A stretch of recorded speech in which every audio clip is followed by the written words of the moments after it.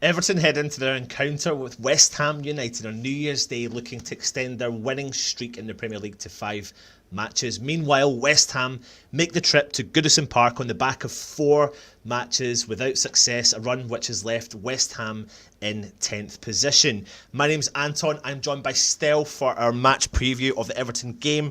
Stel, Everton last time out in the League Cup, it wasn't a great day out. No, mate, it wasn't at all. What's your kind of brief thoughts?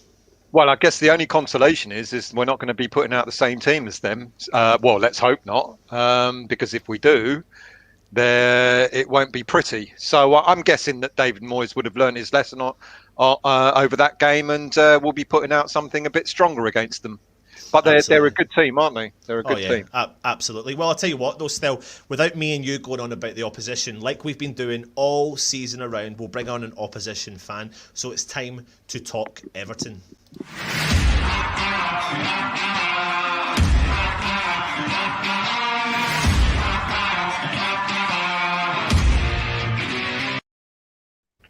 I forgot. He likes the music, and look, see, he's got his dog.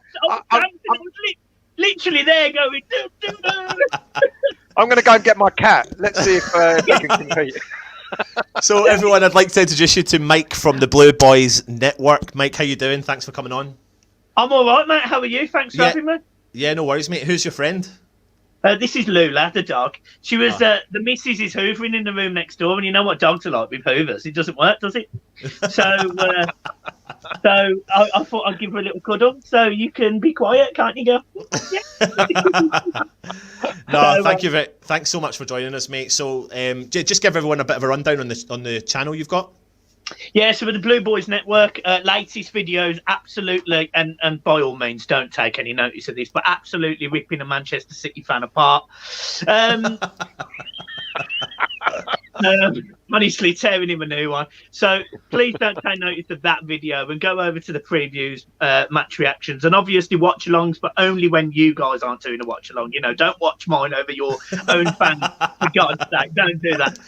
But yeah, guys, if you come over, subscribe. I'm friendly, I'm warm, I'm chubby, I'm loving. I'll give you a cuddle once coronavirus is gone. I'm all good. So yeah, come and subscribe to me. Lula, can you stop? Yeah, no, listen, again, thanks for joining us. And listen, to all the fans all over the world, because as we know, we have fans all over the shop. We don't know if Neil from Down Under is in the chat, but if you are, I want to wish you a happy new year. It's probably midday for him, and he's probably asleep. It's true, that's true. He's usually up at 5 in the morning watching us. In the morning over there. Yeah, so if you're in Australia, you're in New Zealand, and you are Happy New Year to you guys. There it is. Is he there? Yeah. Happy New Year. There it is. He is. Good man. Evening, Neil. Brilliant. Happy days, mate. Happy days. He never sleeps. He never sleeps.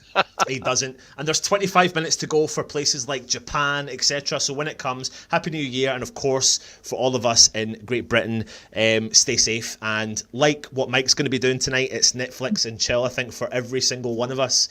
So just be safe. Anyway, we are on without to the game. The excitement. Let's not forget that. Netflix and chill without the excitement. Can you get down now, girl? So, Mike, Everton, talk to me. I mean, it's been an exciting season for you guys. It has, and it hasn't for several reasons. So, firstly, it has because Everton sit fourth in the league, 4 points off top of the league. I think we've got a game in hand on a couple of those teams as well, just because of Manchester City not wanting to play Everton the other night. I think it's been a great start. It's been a good first season under Carlo, you know, the whole time.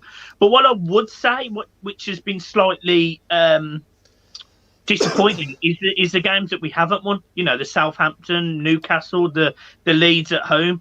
Everton haven't been able to get past those teams. So we've been able to beat Chelsea, Tottenham, Arsenal, you know, the bigger teams you would expect. But actually, in respect of the teams that you would expect Everton to win, they've struggled. So, you know, we played yourself when we was in a great run back when.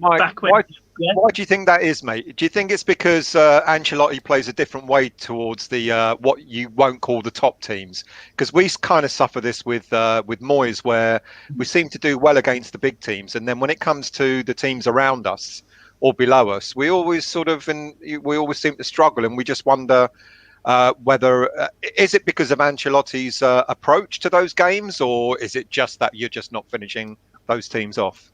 I at the start of the season, Everton played a different style of football. So, they had James Rodriguez, they had Luca Dean, they were playing more expansive, and it would be fair to say they were playing really nice, attractive football. There's a beautiful man in it. Jesus Christ, look at that! I turned for him. But what seems to have happened is we've had these injuries to key players, Alan, Digne, James, and we've not really been able to play in a different style. So what Carlo's done is he said, right, well, what we're going to do then is we're going to make it impossible to score past. But when he's played like that, other teams have come to Goodison Park, for example, or set up at home, and they've gone, well, how is Everton going to play? They're either going to play this really attractive football, or they're going to play this sit deep. And if a team sits deep against Everton, it's a very boring game because one of us has to break the other down, and neither of us really want to. We both want to play on the counter, so we've struggled doing that. But in terms of actual style of play, Everton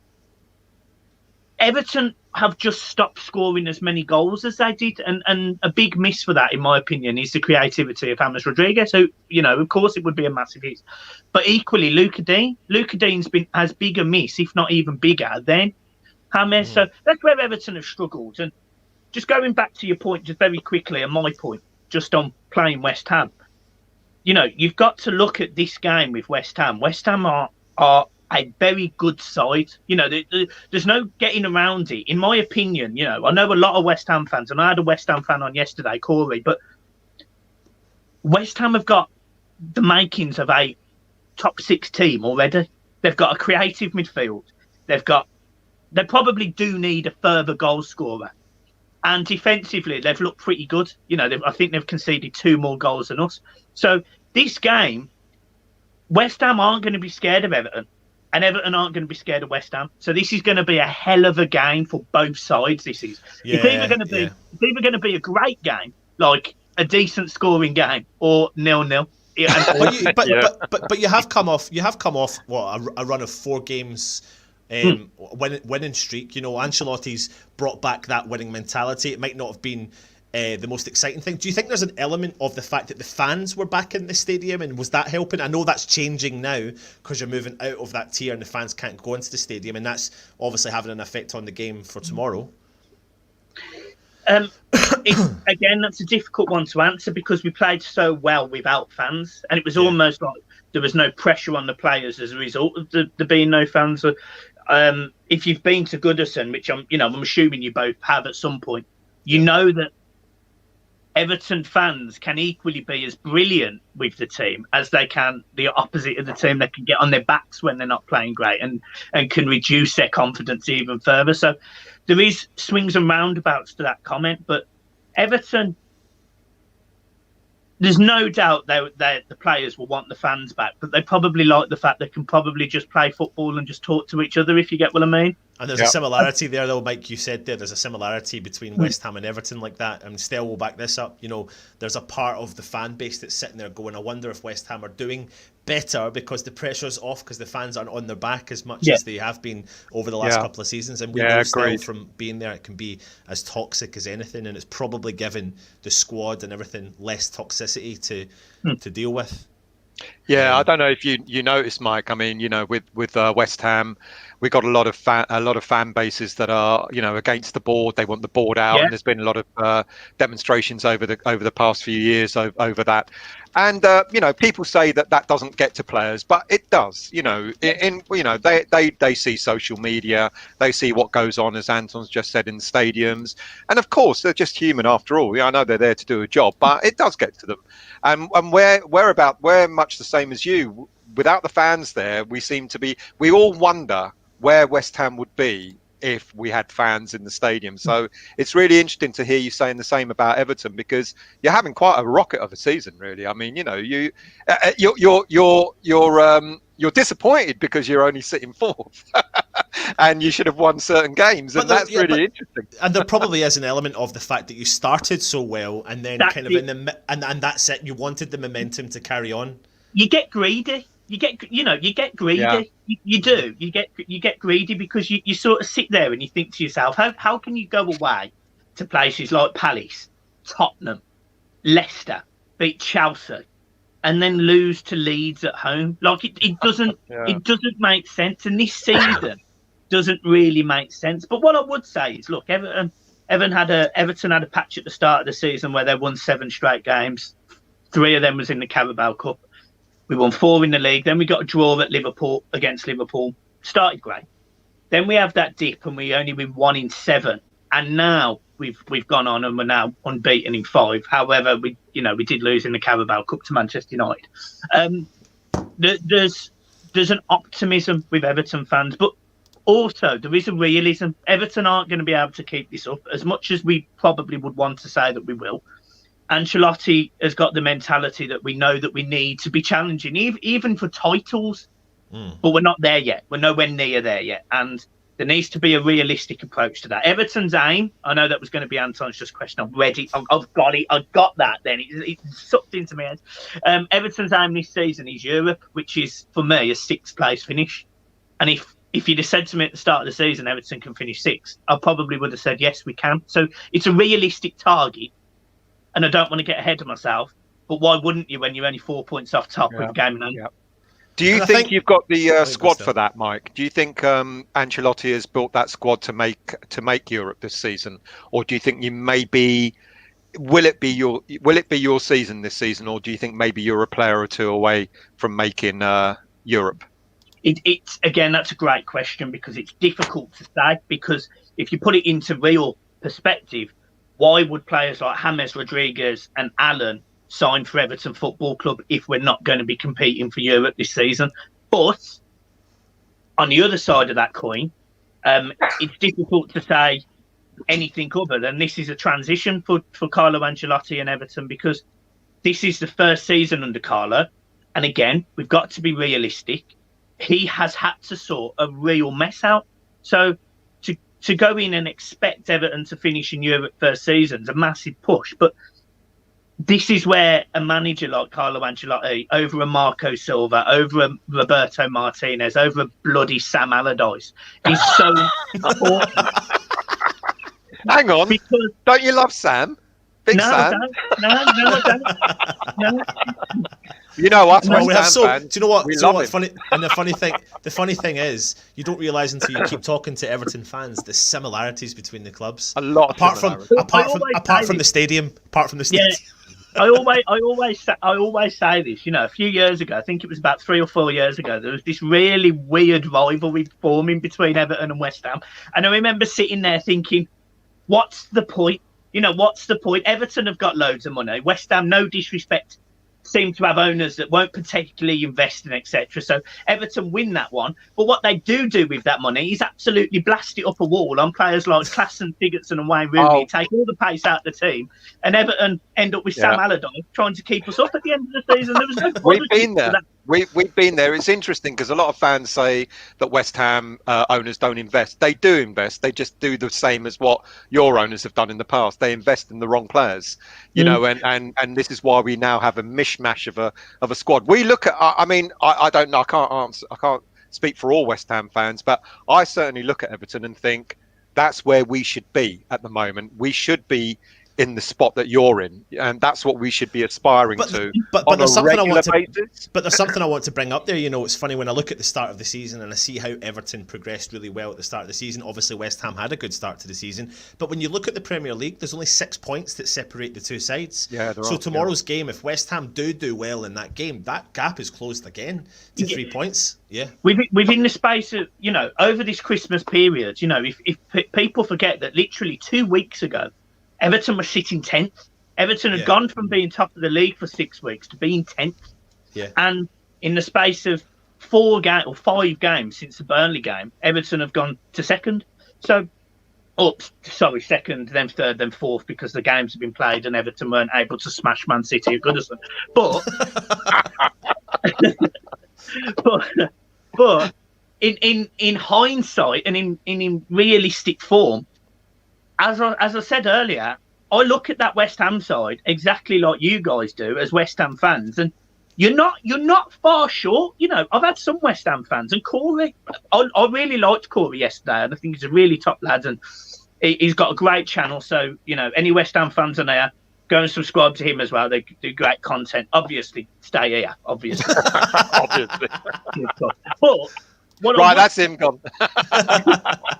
but what I would say is, it's sort of, I look at that West Ham side, and he was sort of sitting there going, yeah, I think we'd have take 10th at the start of the season.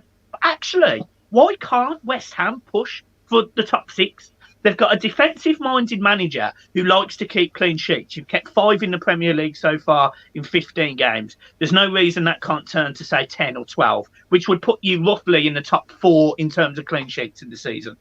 You're lacking in the goals, although you're having lots of shots. You've had 100 can you believe it? I'm not even reading this. Look, you've had 190 shots, but only 65 of them have been on target, which means the conversion rate's only 33%.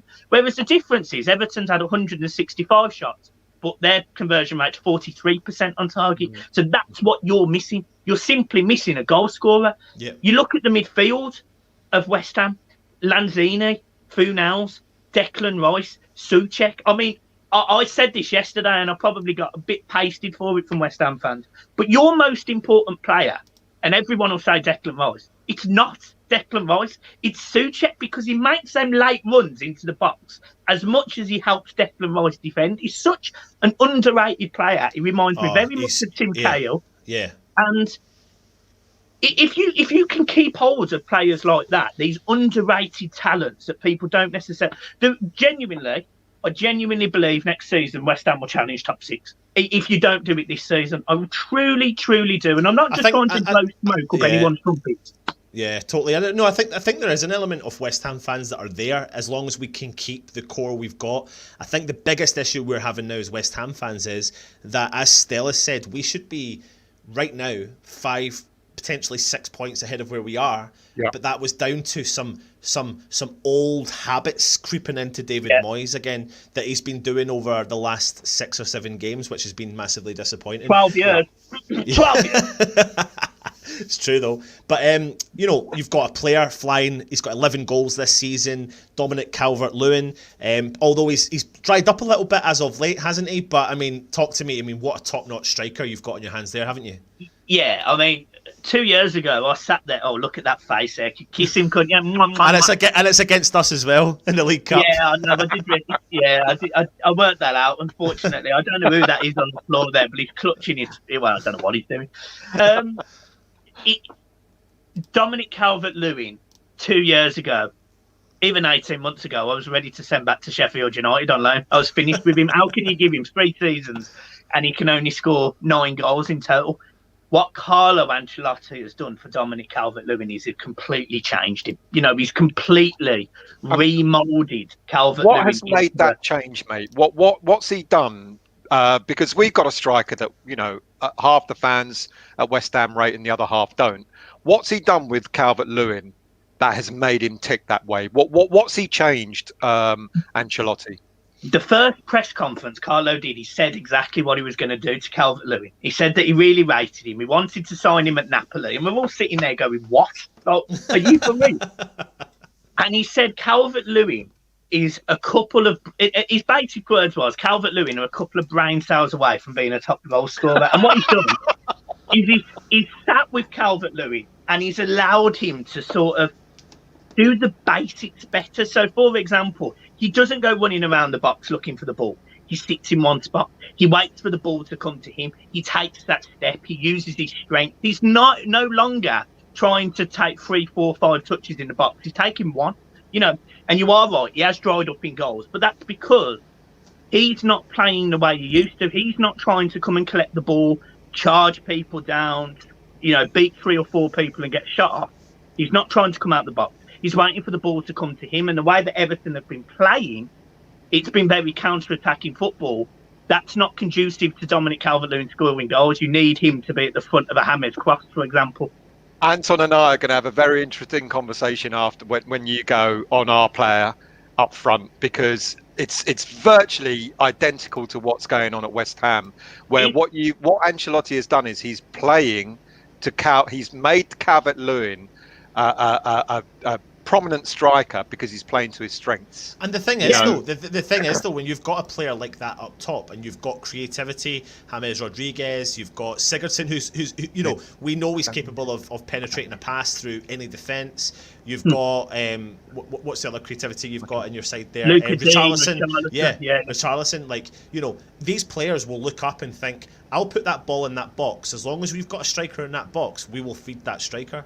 And that's the thing that West Ham don't do on the current setup, and that's where our strikers getting the hard time. Sorry, Mike. I think you're on about Sebastian Haller. And when I first saw Haller, the first game I saw Haller in a West Ham shirt was literally the first game he played at the Premier League last season when he first signed him. I thought he looks a hell of a player. He looks a hell of a player. He's big. He's not the most quickest. He's got a decent first touch, I would say. He's got a hell of a rocket on him. He can really hit a ball. And it's sort of weird that he's not being played to them strengths. But the issue is, and this is where I can say this to you, as somebody who's had a David Moyes as a manager, I think you've done 3.5 years to 4 years in total with David Moyes now over 2 spells. We had him for 10 years. David Moyes is not brilliant at unlocking the best in strikers. If you look at some of the strikers Everton had under those good teams with Mikel Arteta, Tim Cahill, Steve Pienaar, the teams that finished 5th and challenged for 4th under David Moyes, they had a Yakubu who had scored 22 goals at Middlesbrough, couldn't quite do it at Everton. They had Andy Johnson who scored 22 goals at Crystal Palace, couldn't do it at Everton. They had a James Beattie that scored 20 goals at Southampton, couldn't do it at Everton. It's a recurring theme, unfortunately, with David Moyes. Yeah. And the issue you've got is David Moyes is not going to change. He's not. So there is a ceiling for David Moyes. However, the positive is he will get you challenging for Europe every single season. And I know a lot of West Ham fans may be still against him, and I remember his famous quote, "I'm a winner," and all of that rubbish, and then he only won 1 game in 7 or something last season. David Moyes is a manager that I have the utmost respect for. I've got time for. I think he definitely could have been a bigger manager than what he is. I think he was at Everton probably too long for both the fans and him, so he could have progressed quicker. The fans probably got a little bit disillusioned that he kept destroying strikers, but he's phenomenal with the midfielders where he gets them getting into the box. Arteta, Cahill, Stephen Pienaar would not be the players they were without a David Moyes. They just wouldn't. He found them. And he'll do the same with players like Antonio. Antonio was a left back at Nottingham Forest. David Moyes comes in, turns him into a striker. He knows what he's doing. He's a very good manager, and I just think with players like Sebastian Haller for yourselves, he's not the right manager for them, but he is the right manager for you lot right now to just get you one a bit further. Get that. And still, you've been backing up. Stell's been doing a West Ham Weekly show, and he kind of used that comparison from the stats from last year to this year, because we are slightly better if you look at the overall stats when it took how long it took Moyes to get to a specific point, and he's done it quicker this season than he has last season, but he's making small progress. But going back onto Everton and Ancelotti, and you were talking there about the defence, I mean, is the resurgence in Michael Keane's career, and also you've got Mina, the Colombian international. Talk to me about the two of them, centre-back pairing. Yeah, so if you'd have spoke to me 7 games ago, I would have said sell them both. They're awful. Neither of them are decent centre-backs, etc., etc., etc. But what Carlo's done is by playing the low block that he's done in the last 5 games, Michael Keane and Yuri Mina don't have to worry about pace because they're already standing in the spot that they need to be standing in. So they haven't got to worry about being on the turn. They haven't got to worry about messing about. All they've got to do is win the ball in the air when both of them are 6'4", Yuri Mina's 6'5". You're not going to win they're going to win the headers. They don't make too many mistakes like that. And pass it wide and put the ball where it just needs to go. They do the really good stuff well. They're both prepared to get on the deck, put their head on the line, put their body on the line. Toby, massive shout out to you, friend. It's great to see that they've finally started gelling. But what's been really brilliant, and people are missing this actually, is actually the two wing backs or the two full backs are also centre backs. You know, Mason Holgate's playing at right back and Ben Godfrey's playing at left back. Everton look absolutely solid. You know, that we've conceded 1 goal or 2 goals in 5 games.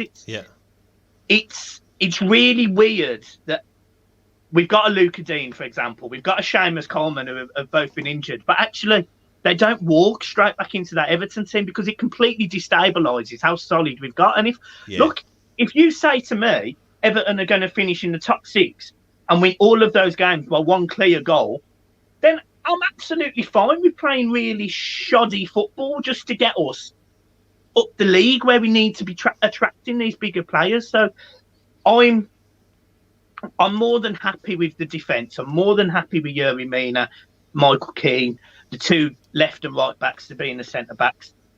We all know about Everton's main issue. You know, we all know. You can all sit here. We all know that Jordan Pickford is Everton's biggest problem. And but until Jordan Pickford, and I mean this with the greatest respect, I never want to dig out my own players, but until Jordan Pickford either gets this sorted, calms himself down, because at the minute he's on the verge of Joe Hart. Joe Hart, very, very talented goalkeeper, but complete nutter in here, loses his head, absolutely wild. If he can calm down, he'll be a top goalkeeper again. You've got 4 keepers on your books. You know, you've got Virginia, Lossell, Olsen. I mean, Olsen's played a couple of games for you, hasn't he? How many of them go in front of Fabianski? None, as far as I'm concerned. I've got to be honest. And that's Everton's problem, and that's no disrespect to West Ham, you know, by any stretch of the imagination. But Fabianski's a very good goalkeeper. And if Everton are wanting to challenge for European football, Europa League, Champions League, we can't have a worse goalkeeper than teams who are, you know, say 6 points behind us, as you say. We can't have worse goalkeepers. We have to have better goalkeepers. You know, we've got to be aiming for, if we can spend, I mean, you think of the money Everton has spent over 5 years, it's £500 million. Jordan Pickford himself was 30 million. I think at the time it was the most expensive English goalkeeper in history. It still may well be. He come from a Sunderland side which faced lots of shots. So he looked brilliant at Sunderland because it wouldn't have been difficult to look bad. You know, it wouldn't have. What Everton need is a goalkeeper that is genuinely not necessarily world class. We're not there yet. We're not going to attract world class goalkeepers, but we need a solid pair of hands. And, you know, if somebody said to me at the start of the season, go and get a Ben Foster, £2 million. Yeah, I'll probably take that. We go said and get that me as well, Fabianski, however much he would cost. I don't know. And I'm not saying he would leave West Ham for Everton. I'm just saying, you know, I would have took that. We went to try and get Sergio Romero, and Manchester United saw us as rivals, so therefore they wouldn't sell him to us. His wife absolutely had a paddy fit, and that didn't happen. So we bought in Robert Olsen, Swedish international, number 1, but he was the 3rd choice at Roma. So Everton's weak point is defense. It is the goalkeeper. There's no.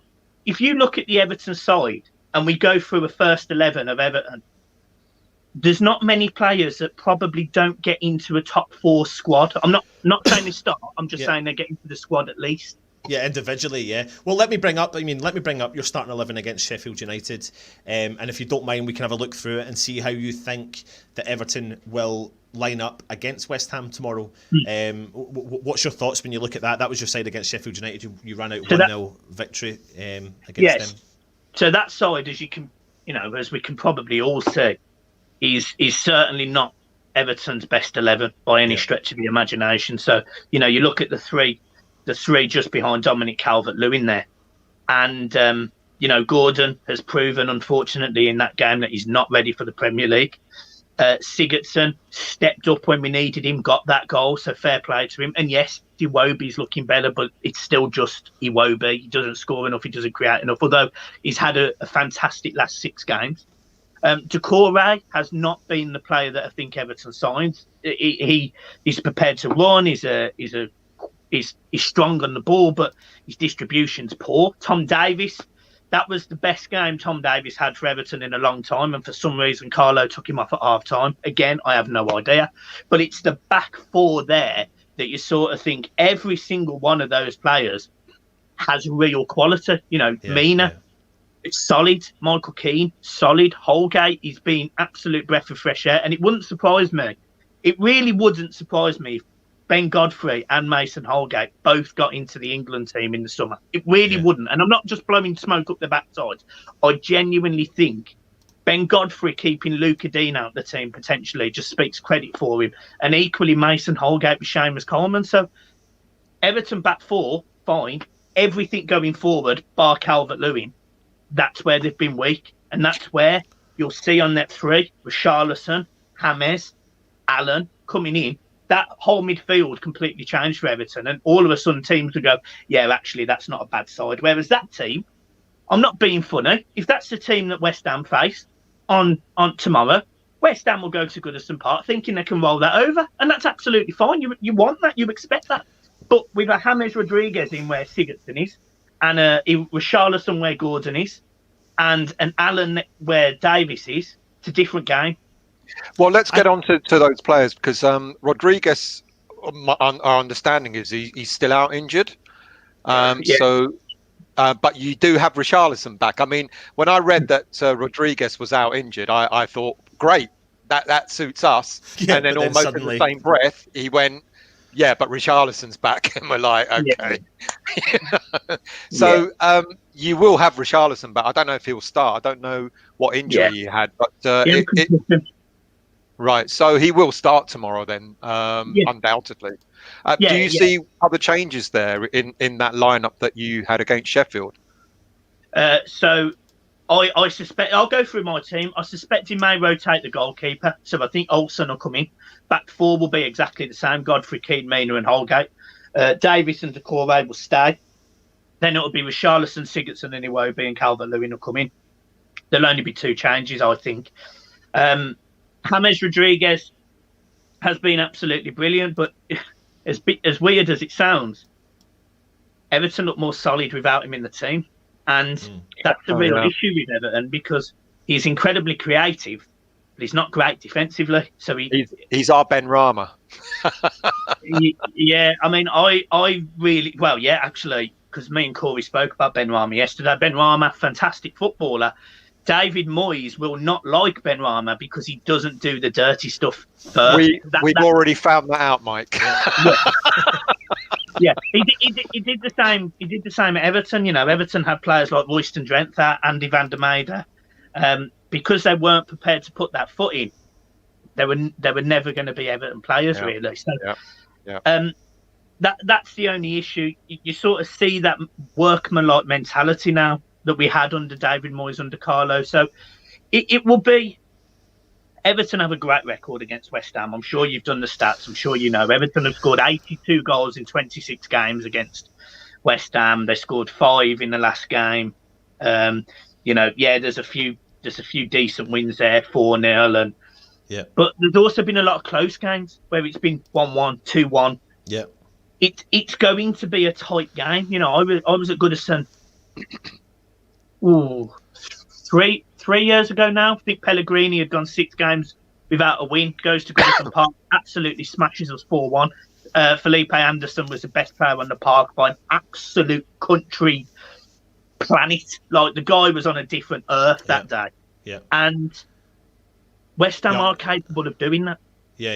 And we had Yarmolenko. I think Yarmolenko got a brace that day, didn't he? Yeah, I don't like talking about Yarmolenko. You don't like him, do you? Because he's no, it's not even that. Everton tried to sign, so he played for Dynamo Kiev. Everton tried to sign him for 2 straight transfer windows. Literally the whole time we were trying to sign him.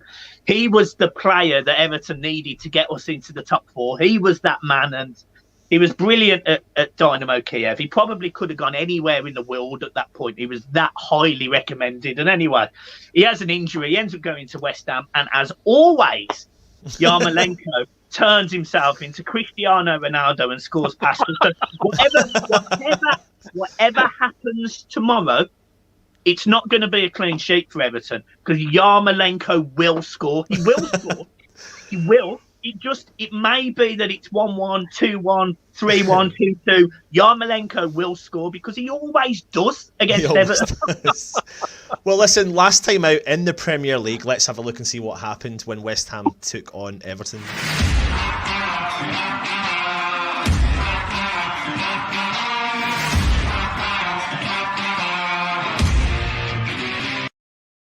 Nearly a year ago, and it absolutely freaks me out. I can't believe, when we was looking into all the kind of history of the games, etc., and you were looking back, and I was thinking, God, we haven't actually played Everton apart from the League Cup in the Premier League since that game that we showed you there. So, based upon everything we've spoken about, Mike, it's time to hand over to you for the most important time of the show, which is your match predictions for tomorrow night's game. New Year's Day, New Year. New Everton or new West Ham? So, This is where it's all make or break. You have a great relationship with fans away from your club. You start building up this real rapport with West Ham fans, and they really love you.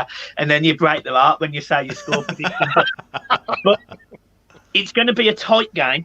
I'll tell you what I think will happen. I think Everton will score first. I think West Ham will equalise, but I think Carlo Ancelotti may turn on the magic at around 65 minutes and Everton just grab a 2-1 win at home. Very tight game, and it could go either way. But for me, Everton win 2-1. Yarmolenko, even if he's not even in the squad, come on and score.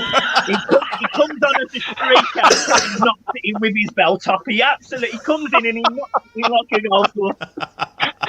I can picture it now. He'll just run off from the stands and he'll be like, I'm just having that.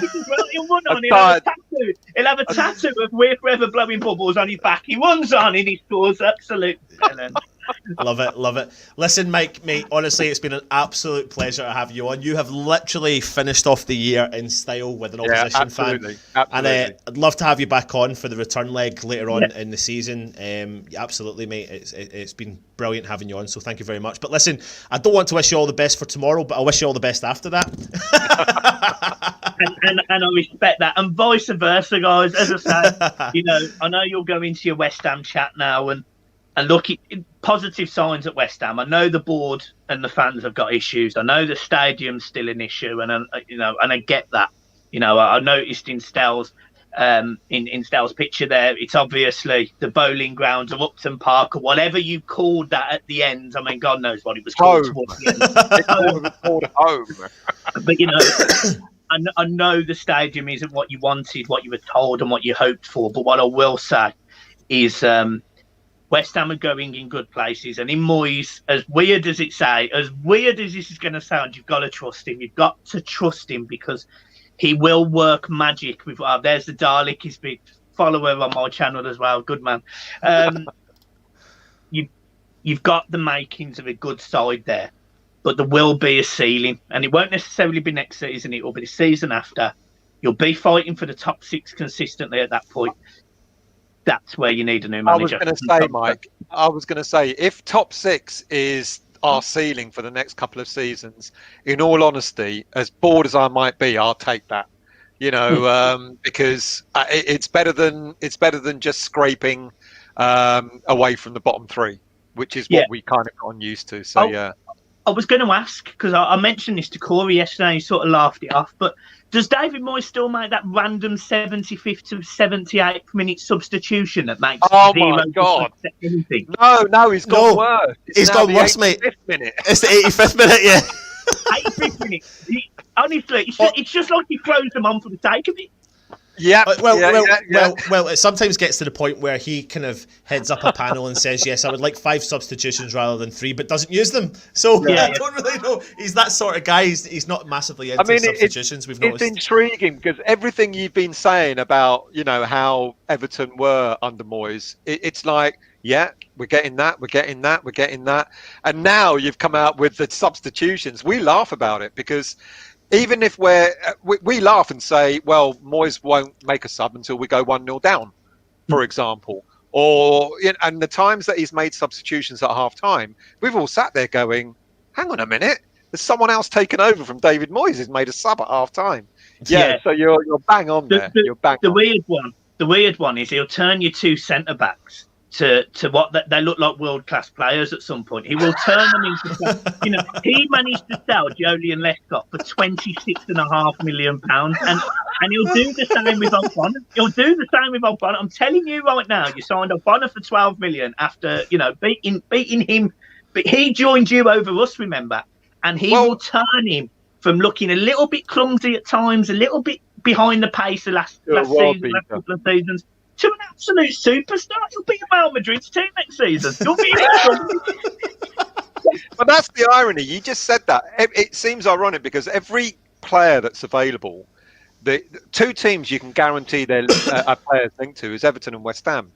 It always seems to be the way. And, whenever I read articles about the players we're in for, you can guarantee the team next up is West Ham are linked to so-and-so a player and Everton are chasing him too, or vice versa. Everton are linked to him and so is West Ham. It's quite ironic, really, that, I noticed it the other day. Diego Costa and Isco both have been linked with West Ham, both are linked with Everton. And you sort of sit there and you think, but why? But they're the same. They're the same bloody scouts. Is this David Moyes scouting team? Mate, we don't have any scouts. We haven't got any scouts. Well, our scout is Thomas David Moyes Souček. Thomas Souček is our scout. Does a good. Well, he does a good job, doesn't he? To be fair, David Moyes will find the gems. If you give him the keys, you give him the purse, he'll find the players. He did it for us countless times. He really did. So yeah, I've got to give him credit where credit's due. His signings, Souček and Jared Bowen have really hit the ground running. So yeah. But listen, Mike, honestly, mate, as you can see from the comments, people are loving you. So hopefully we'll have you back on in the new year, and happy New Year to you when it comes, mate. Enjoy your Netflix choice. Thanks, and much appreciated. And head over to the Blue Boys Network and hit the subscribe button and give some of their content a watch as well. So thanks very much, Mike. Yeah. No worries at all. Have a good New Year, easy, guys. Mate. Yeah. Cheers, mate. Bye bye. Still, really, yeah. It's really good. It's really good. Yeah, really enjoyed is, isn't it? Yeah. And I hope people, people are. I mean, some of the comments about the guests we've had on over the past, few months, etc., have been really good. But still, it's helping though, because it builds up. It doesn't just build up.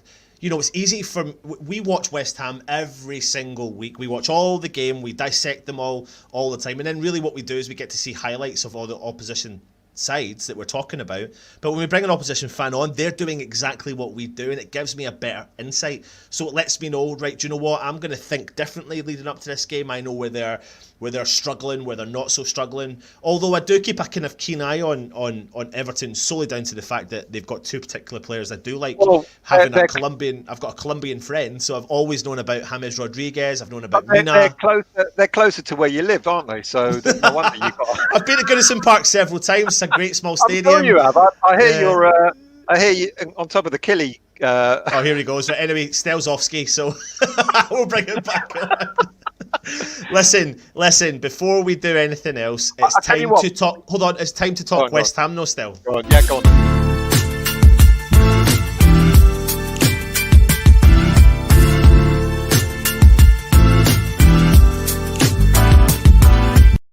I did interrupt you, go for it. No, I was going to say, it's really quite intriguing. An opposition fan talking about West Ham the way we talk about West Ham. Yeah. All the things he's identified, and what an eye opener, to talk about Moyes in the way that we've been experiencing him, and he's going, does he do this? Does he do that? and has he done so and so, and the substitutions, and he doesn't fancy Ben Rama because he's a creative player and all. It's really, really quite an eye opener. And that's but is it though? Because that's sometimes where the dinosaur comments come in. Sometimes they're harsh. Yeah. But sometimes that's where people say it's like a manager just doesn't change sometimes, and Moyes has got that. He's back. I fear for my life again, the Dalek. I fear for my life, mate. Listen, let's go and hear what Moyes had to say, although there wasn't a proper press conference. It's based on the comments that he made after the last game.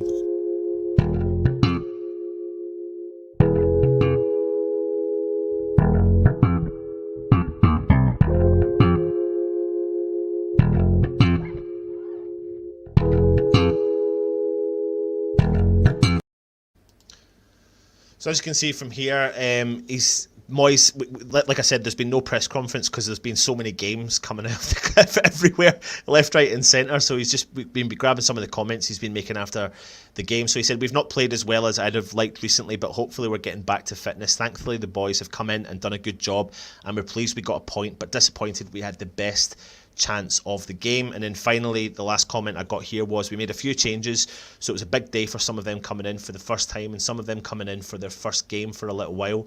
We've been very consistent with our team selection, but I think because the games are coming so quick, for us to have only 1 day of recovery and the opposition to have had 1 day more, we don't think that was right.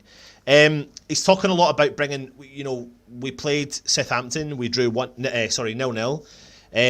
We did have a fantastic chance, but we had 5 changes still to that side. Let me see if I can bring them up. This is the starting 11 that we saw against Southampton. Now, we're obviously travelling to Everton tomorrow. They've got goals in them. They've got clean sheets in them. We've heard from Mike, who said that there is negatives that we can take. They've got a solid back line, but their keeper's struggling. They're shy of goals recently. You're David Moyes, mate. What are you going to do? He's going to make changes there. Go back to that a minute, because I reckon, as well as Fredericks and Dawson have done, I think you know that they're going to be replaced by Balbuena and Sofal. So just quickly on that point, then I want to bring up the Dawson situation, because we have to mention him again. Man of the match performance against Southampton.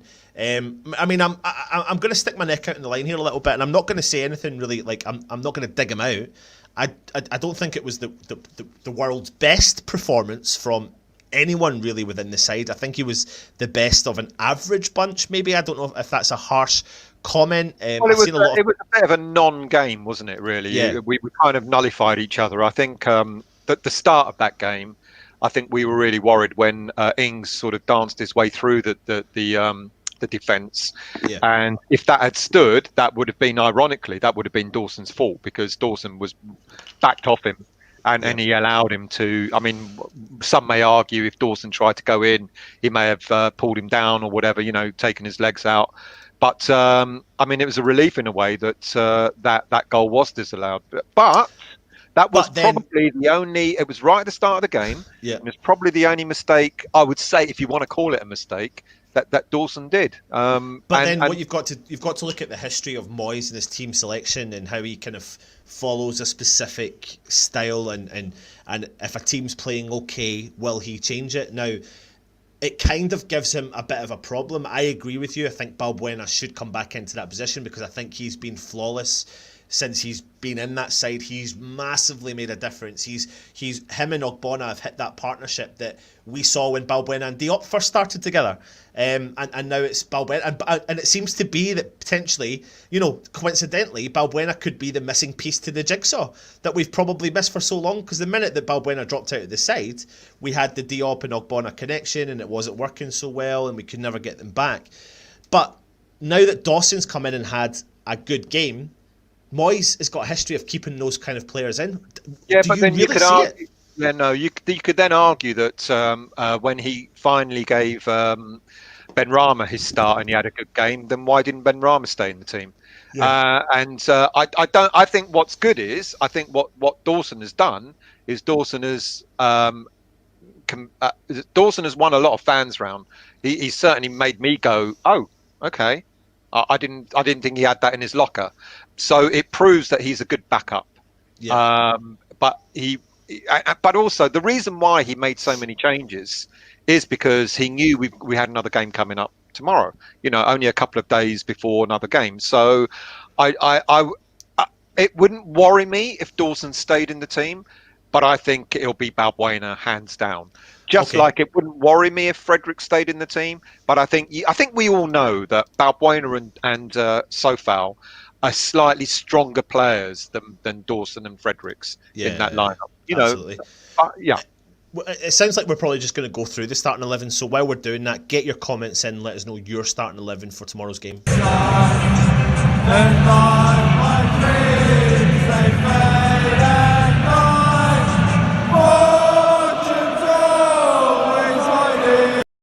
I kind of feel though still that we are back at that situation where it's game on game. I'm not 100% sure what lineup I'm going to see.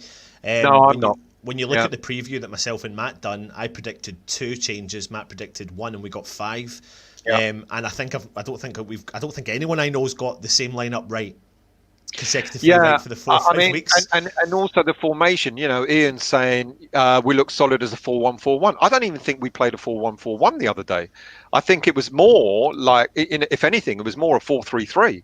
Yeah. So I don't even know what formation we're playing. I think whilst Masuaku stays out, it will stay as a 4 unless he brings back Ben Johnson.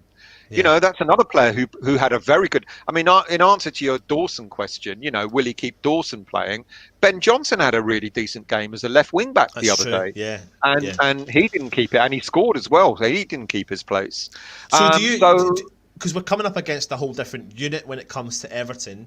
Do you see Moyes first and foremost changing the formation for this game? Because if he's going to bring Sofal in and potentially even look at bringing Johnson in, then I don't know. I don't know if he'll bring Johnson in. I think Balbuena's nailed on. I think Sofal's nailed on. And then you can throw your hat at anyone. I mean, Yarmolenko won't start either. Bowen will be back as well. So I think those three players in particular, I do not think will start against Everton. Despite what Mike said about Yarmolenko scoring. I don't think Yarmolenko, we've all been saying Yarmolenko offers more as a sub than he does as a starter. And so I think Dawson, Fredericks and Yarmolenko will definitely go back on the subs bench. Yeah. And that means Balbuena, Sofal and another and it'll be Bowen. It should be Bowen that starts. Yeah. Now, will the other players on that list play? Who knows? People are talking about Antonio. Antonio won't start tomorrow. I think you'll see Antonio coming on during the second half. So I think Allaire will start. Rice and Souček are always nailed on, unless he decides to rest one of them, which would be a massive issue. Because I think in some of the early comments, someone said, well, if we play Noble and Snodgrass, as we did against Everton in the Cup, then we'll get what we're asking for. So I think Rice and Souček are nailed on. Then you've got, Fornals and Lanzini. Now, Lanzini went off with a knock, and we don't know how serious that is. I don't think we've got an update. So it kind of like, what will he do with those two players, Fornals and Lanzini? He can bring Johnson in. He can bring Benrahma in. We don't know, do we? We really don't know. I never got a hold of the quotation, but he made a comment after the game against Southampton where he said he was reasonably pleased with the point, although we could have snatched the points at the end. And it was a game of 2 halves. But he kind of alluded to the fact that the second half team was something that he was potentially going to look at and potentially continue moving forward with. He never said it as such as blatant as that. But then again though, still, when you look at that lineup that we saw, the 5 changes, I mean, there was players in there that we didn't expect to be rested that were rested. I agree. And that's the part that I don't know. Okay, if he decides to play Benrahma, that'll be at the expense of Lanzini. We know that for sure. And then it'll be down to whether he decides to play Fornals or Johnson over on the left. And listen, I'm agreeing with you as well about Antonio. I don't think we will see Antonio start, but I still won't put it past Moyes to do it, because I certainly didn't expect to see him play 15 minutes the other night, and he did. So he looked really not match fit. Yeah, and he did no more than Allaire did, really. So it was a bit of a.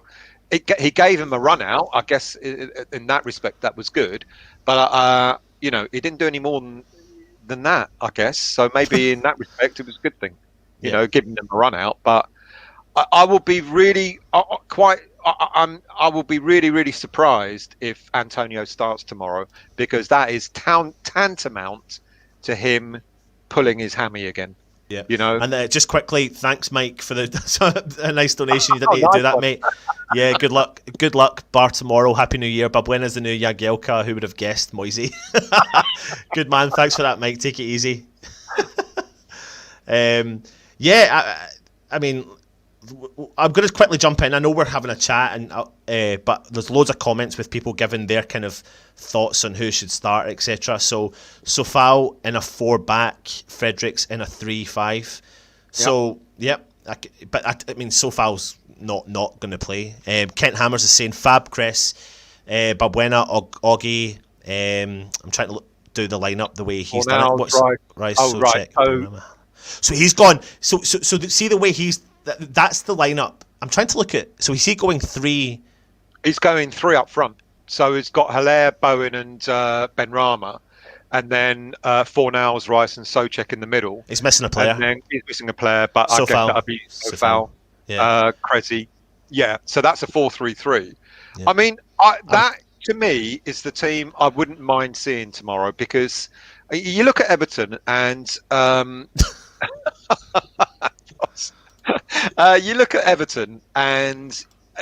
it's interesting what Mike said, that because they don't look like a counter-attacking team because they've been so effective. But if we're both going to be waiting for each other to sort of go on the attack, it could end up being a boring 1-1. You know, or something like that. But we haven't won a game now in what, since Leeds. So that's 1, 2, 3, 4 games we haven't won. I think we're due a win. I actually do think we're due a win. It's funny because I can't help but feel like we've maybe started to build up a little bit of momentum. You know, the Southampton game, albeit I was disappointed that I never saw a little bit of more va-va-voom. And I said during the Matchday Live, it's a little bit boring, because it was. There's no ifs and buts about it. I was a little bit bored watching the game. Boring, but he went for a draw. Yeah, you know. But the second half substitutions gave me something to cheer about. But did they though? Because you knew. Okay, we didn't know that Lanzini was injured, but when Benrahma was getting ready to come on, what did we all say? Keep Lanzini on and add to it. And we knew, as much as that's what we wanted, we knew that wasn't going to happen. You know, there's no way he's going to put 2 flair players on the pitch at the same time. You know, and for me that was like great, because I think Benrahma looked lively again. But at the same time, I thought, well, you know, what if, you know, mate, the irony, because we said it, I think when Benrahma did play with Lanzini a couple of weeks back, I think they both subbed on or whatever. And I said, do you remember, I think it was Lanzini's first season when he played with, what's his name? The Frenchman. Payet. And how he came alive because they were on the same level. Yeah. A good understanding with each other. And I feel that if Moyes allowed that to happen, you could get Lanzini and Benrahma singing from the same hymn sheet, you know, and doing really well. But he won't do it. Unfortunately, Moyes won't do that, will he? No. So, yeah, I understand what you're saying about, you know, a bit more exciting when he made the substitutions. But at the same time, it was obvious that Yarmolenko had to come off because he wasn't having a great game. And so the obvious substitution for him was Bowen. Yeah. But it would have been nice to have maybe taken Fornals off and put Benrahma in alongside Lanzini, maybe. Yeah. Well, one Skies of Grace here is actually saying drop Oggy in the defence and give him a rest, and then straight after he's saying give Oggy a rest there. Apart from that, he's gone bringing Johnson in, Fornals, Rice, Noble, Hilaire, Bowen, Lanzini. I mean, after the Everton game tomorrow, our next game is on the 11th. It's intriguing. He's got Noble in there. Yeah. It's intriguing. He's got. And that's a really good point. We haven't got a game for 10 days after. Yeah. So he should be putting his big guns out tomorrow. You know, because they've got time to rest. Actually, having said that, he'll probably play Antonio now. Exactly. Having said that. I mean, there's loads of different teams here. I mean, Buzid, Mamiash, Benrahma, Lanzini, Bowen. I mean, I like the sounds of that. If they're going to support up top, I mean, it's someone else is going to have to take a hit in the team. But I've just jumped. The whole comments thing has just jumped again. Yeah, it does that, doesn't it? Mr. Moyes plays entertainment football. Even if you lose with your head held high, better than you lose with 2 parking the bus. With Johnson, Sufal and Balbuena potentially coming back, it's possible of Diop replacing Ogbonna. Does he need a break? Ogbonna will get his break once tomorrow's over. You know, I can't see Ogbonna getting a break tomorrow. I can't. I agree with you still. We can't drop him at all, or rest him. Sorry, at all, because we need to have that consistency in that back line. So while those players are fit right now and are raring to go, we need to keep that consistency in that back line. The minute that any form of consistency drops, or there's too many games. I mean, there is quite a lot of games just happened, but I think he's got enough in him to be able to play tomorrow, no problem at all. Yeah, I agree. Where are we here? I mean, people are saying free Benrahma. They want Benrahma to play, and I get it. I really do.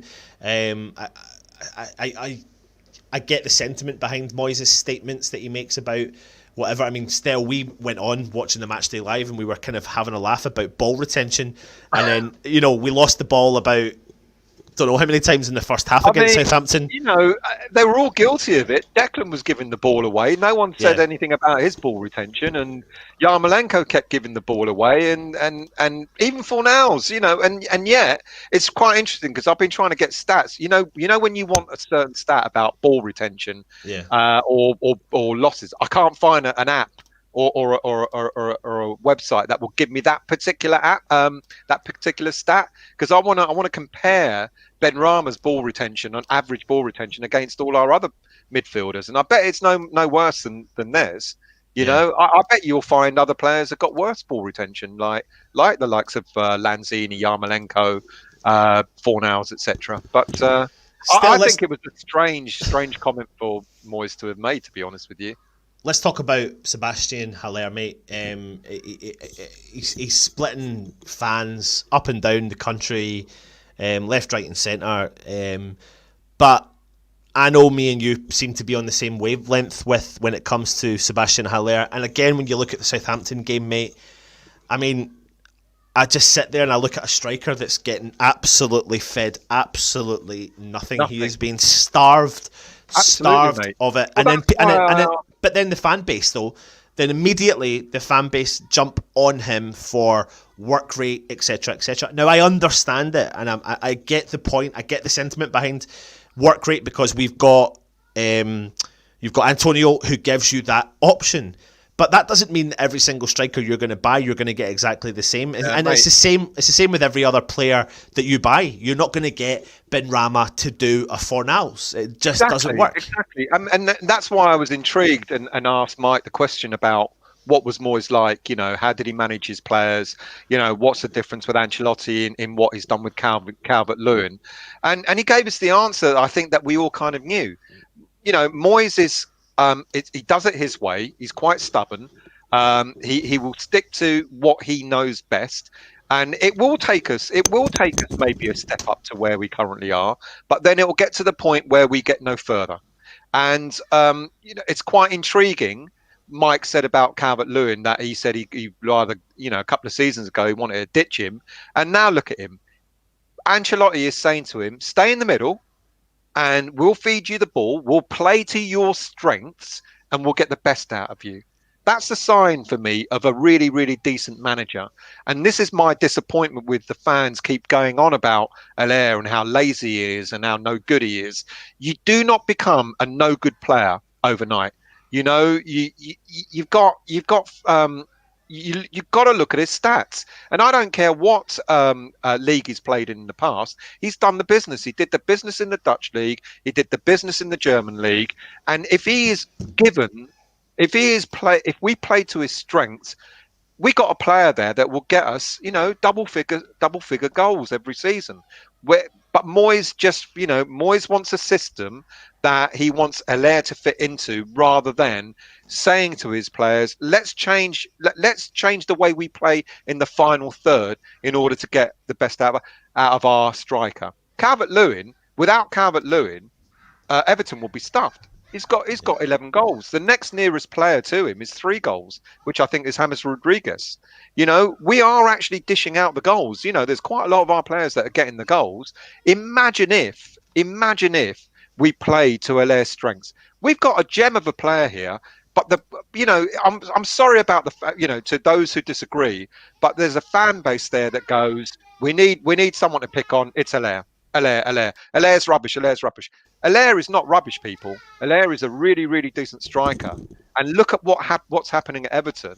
Calvert-Lewin is being utilised in the way that Everton are getting the best out of him. 11 goals so far this season. Yeah, I think the next maybe 2 or 3 Premier League games are going to be massively telling. I mean, I don't know where I'm at. I don't know if Haller is definitely going to go in the January transfer window. I think maybe if we find a good suitor, someone that maybe take him on a loan deal or pay a really good fee, I don't deny He won't go in January. I'll be surprised. No, but what I don't doubt. What I'm trying to say is I don't doubt if a big offer came in for him, then the board would look at that and go, okay, I get that sentiment behind it. I get that, but I don't think that's going to happen. But I think the next couple of games are going to be telling, and that's going to be more telling in terms of Will Moyes. He keeps talking about trying to find some different things and different options off the bench, and I can't stop thinking about that Southampton game last season when it was Haller, Antonio, and Bowen. And it was like it was frightening. It was exciting. It was playing to all 3 of those players' strengths. Yeah, and now we've got Antonio potentially coming back off the wings. Now we've got the January transfer window opening up tomorrow. Now apparently we're going to bring in Josh King into the whole equation. What does that do? Will that allow him then to try and risk these 2 more players playing up the top, etc.? If he does bring in Josh King, and all the signs are that he will, then my fear was that he'll bring in Josh King and Haller will just vanish off the face of the West Ham earth, much to a lot of Haller cult. But now I can't remember who it was that said it in the chat a few days ago. Here's the irony, guys. Apparently, Calvert-Lewin is no more mobile. He's actually been told to stay in the middle, which is why he's getting all his goals. That's the irony. But so I thought Josh King coming in, that's going to be the end of Haller. And someone convinced me that actually, why not think of, Josh King being a backup so he can play Antonio and Haller up front, and then have Josh King coming on for one of them when needed. It's funny here. It's funny here because, again, thanks for the comment. I'd have Haller fancied Tosin. No, I don't want Tosin, but the funny thing is I could actually see Haller working out at Everton, because what they're going to do is creativity and feed him, and that's exactly why, I get the sentiment behind it. But still, I mean, listen, we've been wombling on for an hour and nearly 10 minutes. That's again, what you get. That's what you get when records, I'm on, mate, doing a preview. There's no way you're going to get into an hour. Yeah, we're breaking records. But we've tried our best to name the starting 11. Look how many people are on. We've got 8 people watching. But still, we've tried to name the starting 11. We have no idea. Well, let's have another go. Go on, you go. Right, go on. Right. So we'll go Fabianski in goal. We're going to go. Let's go down what we think Moyes will do. Let's try and think about what Moyes is going to do. What will Moyes do? Fabianski. But we're going to try. So Fabianski in goal. Sofal Oggy right back. And Balbuena. Balbuena, Creswell. And Sofal. So we're going for a 4. Yeah. And then Rice and Souček in the middle. Yeah. Haller up top. Bowen out right. Benrahma out left. No. We're talking about what Moyes will do. I know, but I genuinely think he will, mate. I really do. Oh, mate, I hope he... No, No. This is what I should be doing, actually. Hold on a minute. I'm going to show you what I should be doing. It's just mind-boggling. I don't know what's going on. Ironically, I've got a feeling Johnson will start again tomorrow. I think he'll put Johnson back in and play 5 at the back. I tell you what, Stel, you've just gone in the space of 10 seconds. You're going to go 4 at the back to 5 at the back. So let's not go down the starting 11. Let's not go down this route, because we are back to that stage. I mean, people are in there going, Fornals will definitely play. I wouldn't even be surprised. You've got to think about Iwobi at Everton as well. He's such. I know Mike was saying, but he's effective coming in from that wing. He's extremely effective coming in from that wing, and he's a runner.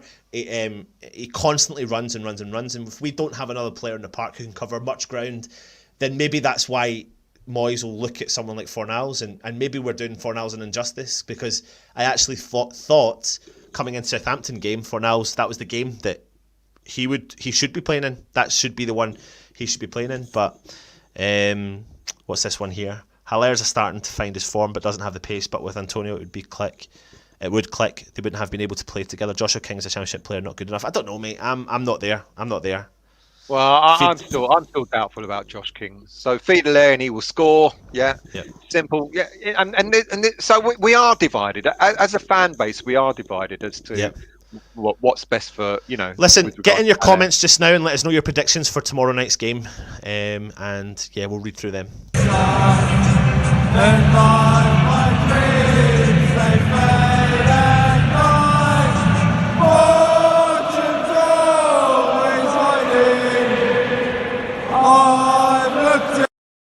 Right, still, it's that interesting time of the day. It's New Year's Eve. We're going to get ourselves ready for a big parties we're all having in our living rooms ourselves, drowning our sorrows. But we've travelled to Goodison Park for 5:30 kickoff tomorrow. We're going to be doing a match day live, so make sure. Well, somehow we're going to do a match day live. Come and join us. Are we going to do a match day live? We are. Well, do you know what? I'm going to be watching the game, so let me give everyone a bit of a rundown. The last couple of games, match day lives we've done, we've started a lot later. Just because it's the festive period and family and stuff like that. So after this run, the matchday lives will go back to normal. We'll come on a good solid hour before. So tomorrow, I'm definitely going to be watching the game. So as long as we can get someone to man the computer system, etc., I can jump on. I'll do the computer tomorrow. If we're going to go on just before, yeah, then are we going to do this team news thing? It's up to you. I'm probably. I'm happy. I'm not. I'm happy to do that. Yeah. All right. Okay. Well, but I'll be on my mobile. I'll be watching it. I'll be able to be part of it on my mobile. So I'll be there watching it during the game. So yeah, tune in. So therefore, what we're doing tomorrow then is we're going to come on for about 15 minutes, about an hour. So we get the team news about an hour and 15 minutes before the game starts. So we'll come on for 15 minutes. So that'll be 4:30. So 4:15. Tune in for a 15-minute show about team news. Yep. We'll go off, and then we'll come back and do match day live about 5-10 minutes before the game starts. Yeah, absolutely. Yeah. Yep. So 2 shows there, people. 2 shows for the price of 1. So Fushizi's going. Actually, we don't charge. So 2 shows for the price of nothing. 3 shows actually, if you include the review. Or 3 shows if you include the review. Yeah, and that's true. We don't charge anything. Are we one of the only? I don't know. Are we one of the only channels? Yeah, I think so. Yeah. Anyway, Fushizi's saying 3-1 to Everton. Anthony Ibikwim saying 2-1 West Ham. Eamon saying 2-1 West Ham. Mark Alexander saying 2-all. When Skies Grey saying 2-all. LWS Gaming saying 1-all. Ian Smith saying West Ham 2-1. Stephen Rockford saying 2-1 West Ham. Kent Hammer saying draw at best because Everton having so much rest. West Ham unofficial. That's Jake. An interesting point. Everton have so much rest. I mean, I know they've had nearly a week off, 6 days off, but Moyes did rest 5 key positions. So you could argue that those 5 players might make the difference. If he replaces them all. Yeah. So. Yeah, we'll see. MIW MCM XCV 3-1. We'll right. Okay, so you're an Everton fan. We'll get a couple when he hasn't scored recently. Calvert-Lewin, Victor Fenn. We play well with 3 at the back. Why not 3-5-2? Score 2-1. David Trullock is saying 3-0 Everton. Vatklav, hope you're well, mate. Don't worry, I'm not having a go at Stell today. Moyes give Haller more training with the ball. He's starting to forget what to do with it. Sersney Wong 2-1 Everton. Victor Fenn 2-1 West Ham 0-0. Loads of other comments here. So Stell, I'll hand over to you. What's your predictions for tomorrow night? There'll be goals. There's no way it'll be a 0-0. My head is saying it's going to be a draw, but I think we need a win. We need a win, but we haven't won since Leeds, and I'm going to go for a sneaky 2-1 to us. Ooh. I'll take that right now. I'm going to go with... I always go wild. I'm going to go... I'm on the same wavelength as Stell. I think we definitely are due a victory. And it all depends on the lineup. If we get a positive lineup that I'm happy with, that I expect to see, and as long as we can feed Haller, etc. And it's not just about feeding Haller. I think we can feed Haller and he can score. We can always make that comment. But I think if we bring Haller into the game, that will also bring other players into the game and then allow the freedom for Souček to go forward even more than what he does, and etc., and try and chip in with a goal. So I'm going to go for I'm going to go for a 3-2 West Ham victory. Fingers crossed we can walk away. Do you think he might surprise us and play Antonio and Haller at the same Mate, time? I wouldn't be surprised. I can't. I genuinely don't. I genuinely mean it. I don't have a clue what Moyes thinks sometimes, and I genuinely think that it's an option. And he keeps talking about trying to find different options off the bench. Blah blah blah blah. And if he, I mean, could Everton deal with the Antonio work rate, the Bowen feeding in, potentially? Yeah. No, I don't think. As good as Mike has said their defence is, and I don't disagree with that. I think he's absolutely right. If we put Antonio and Haller up, Yarmo Godlenko. If Moyes actually went for it, it would be shock us all, wouldn't it? Yeah. No chance. If he put them both on at the same time at the start, I think they'd struggle. I think Everton would struggle with that. I really do. Moyes ain't going to do that. So there you go. Yep, absolutely. Listen, one last chat, I suppose you could say, before the new year comes in. But thank you so much to everyone who has subscribed this year, and just throughout the whole time of West Ham and United. Thank you to everyone who watches the shows, hits the thumbs ups, who's bought mugs, you name it, who deals with Stell's West Ham Weekly, who sits down and prepares themselves every Sunday for 5 hours a night. So honestly, you definitely deserve a medal. Every single one of your viewers deserve a medal, mate. Keep them entertained, keep them involved, and they will flock. Well, I wish they would. I get at least double figures on Sunday nights. I'm actually really surprised that anyone watches on a Sunday, so I appreciate that. But no, genuinely, it's much appreciated, and we do have a laugh, and I hope you can tell from us that we do have a laugh. Listen, one thing we want to say to you is, people have said to us as well, we ain't going to be charging for our content. We're just going to be sticking to the old free YouTube stuff, so don't you worry about that. That none of that stuff's happening. So yeah, if you know any of your friends that want to come and join us, tell them. Dave wants a black and gold mug, mate. So yeah, well, we need to get one of them sorted. Where's it gone? I had that comment. It's up there. You want some black and gold? Still, people are asking if there'll be a weekly on Sunday. There will be. Yes, there will be. Yes, there will be. Yeah. And yeah, like I said, thank you very much for all your support. It's been great. And the one, don't mention Kilmarnock. I won't mention Kilmarnock if he doesn't. Sorry, he won't mention Kilmarnock if I don't mention Chelsea. So we'll keep it like that. Listen, give us your feedback. We want your feedback as well, and I really hope you do enjoy the stuff. And we've got some new ideas coming out for you for next year as well. So keep your eye on the channel for that week. Anyway, fingers crossed we can walk away with 3 points tomorrow still, and we'll see you. Let's be positive. Yeah, and we'll see you next year, i.e. tomorrow for the Matchday Live or Team News. He's been Still. I've been Anton. This is West Ham United. Come on, you Irons.